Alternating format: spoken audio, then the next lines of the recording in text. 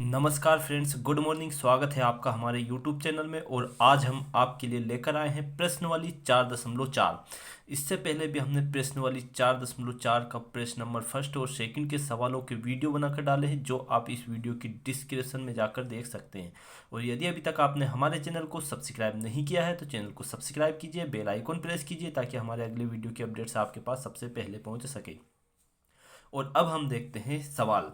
तीसरा सवाल है कि क्या एक ऐसी आम की बगिया बनाना संभव है जिसकी लंबाई चौड़ाई से दुगनी हो। जो लंबाई रहेगी इसकी वो चौड़ाई की दुगनी रहेगी। यदि लंबाई 1 है तो चौड़ाई क्या रहेगी, 2 रहेगी। और उसका क्षेत्रफल 800 मीटर स्क्वायर हो, तो यदि हो तो उसकी लंबाई और चौड़ाई ज्ञात कीजिए। तो अपने पास सबसे पहले ये देखना है, ना तो अपने पास लंबाई है और ना ही अपने पास क्या है, चौड़ाई। तो इस प्रकार के सवाल जब भी रहते हैं तो उसमें हम क्या करते हैं, मानना पड़ता है अपने को। तो हम यहाँ लिखेंगे कि आम माना आम की बगिया की चौड़ाई। पहले हम क्या मान लेते हैं, चौड़ाई मानेंगे। तो चौड़ाई कितनी रहेगी, x मीटर। तो आम माना आम की बगिया की चौड़ाई x मीटर और इसी की लंबाई, लंबाई पूछा आपने से, तो सवाल में दिया है दुगनी कितनी। यदि आम की बगिया की चौड़ाई 1 मीटर है तो 1 का हम दुगना करेंगे तो क्या हो जाएगा, 2x मीटर। ये अपने पास दिया हुआ है।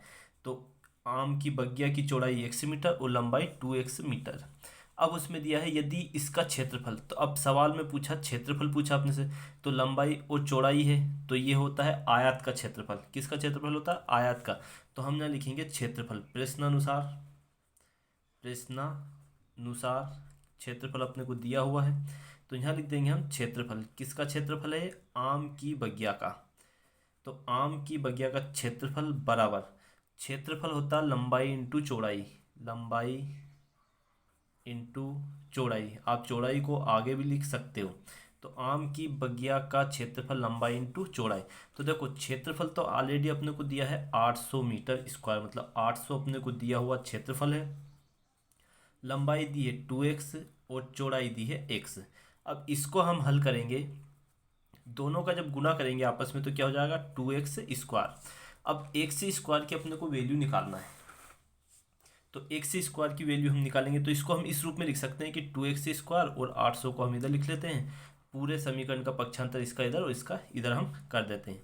अब हम क्या करेंगे, इसमें एक्स स्क्वायर की अपने को वैल्यू निकालना है। तो एक्स स्क्वायर 800, अब यहाँ से जो 2 है, इस 2 को हम कहाँ पहुँचा देंगे, इसके बट्टे में पहुँचा देंगे। जो भी इसका गुणांक है वो इंटू में रहता है, वो हमेशा कहाँ जाता है, बट्टे में पहुँचता है। 2 से हम इसको डिवाइड करेंगे, कितनी बार जाएगा, 400 बार कटेगा। तो एक्स स्क्वायर बराबर कितना आ रहा, 400।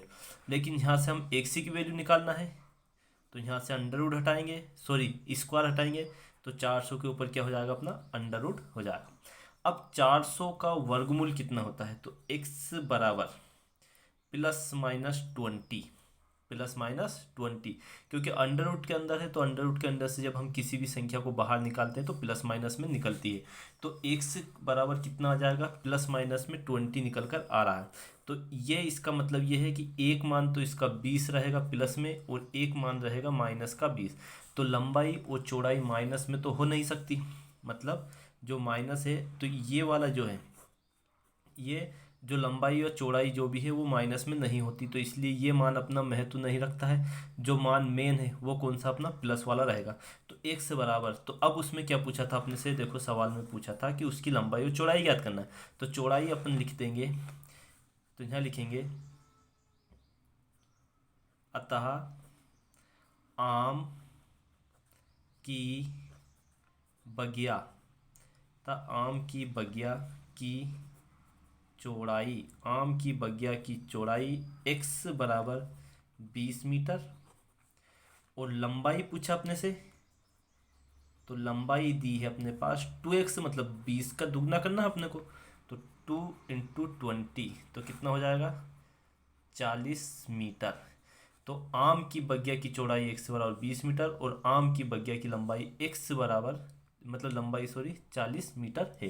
तो यही अपने से आंसर में पूछा गया था, तो यही अपना क्या रहेगा, आंसर रहेगा। यदि वीडियो आपको पसंद आया हो तो लाइक और कमेंट्स करें, अपने दोस्तों के साथ शेयर करें। जय हिंद, जय भारत।